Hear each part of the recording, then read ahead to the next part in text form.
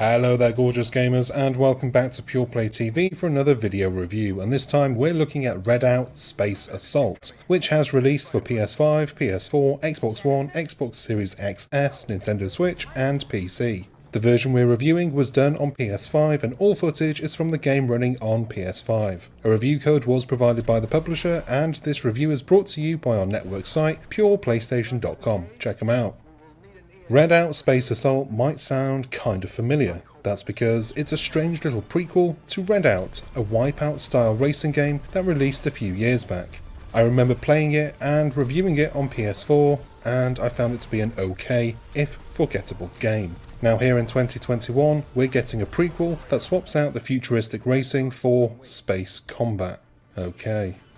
There's something you should know about Redout Space Assault. It started out as a mobile game for Apple's game subscription service, and this here is a port of that game, hence the pocket money price and the simplistic gameplay.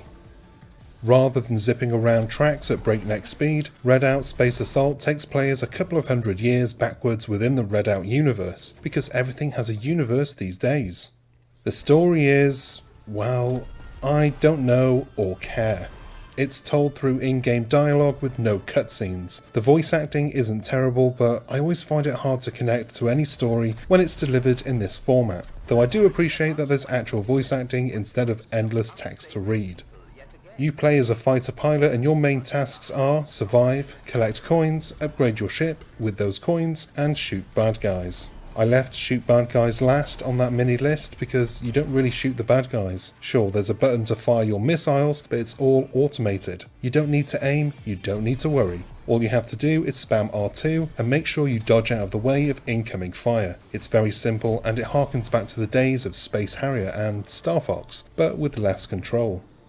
You're rarely able to control where you're going in Redout Space Assault. Instead, most missions take place on a set route that you automatically follow. You have boosters to go faster, and you have the ability to slow down. But what's the point? It's essentially an on-the-rails shooter for most of the time. There are a few missions that give you free rein to explore a battlefield, but these are few and far between, and generally not very exciting.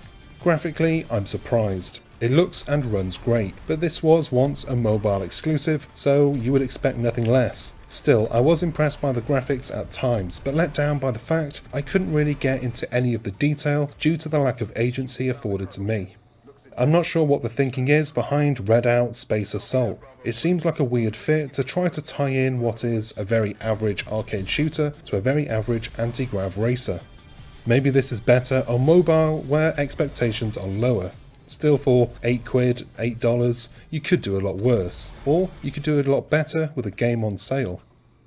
And that's the end of this review. I hope you enjoyed it and found it useful. If you did, please do us a favour and hit those like and subscribe buttons down below, and don't forget that bell icon too, so that you're notified whenever we have new stuff for you to watch. I've been Chris. I don't have an unnecessary prequel, unfortunately, but I'll see you on the next one. Until then, bye!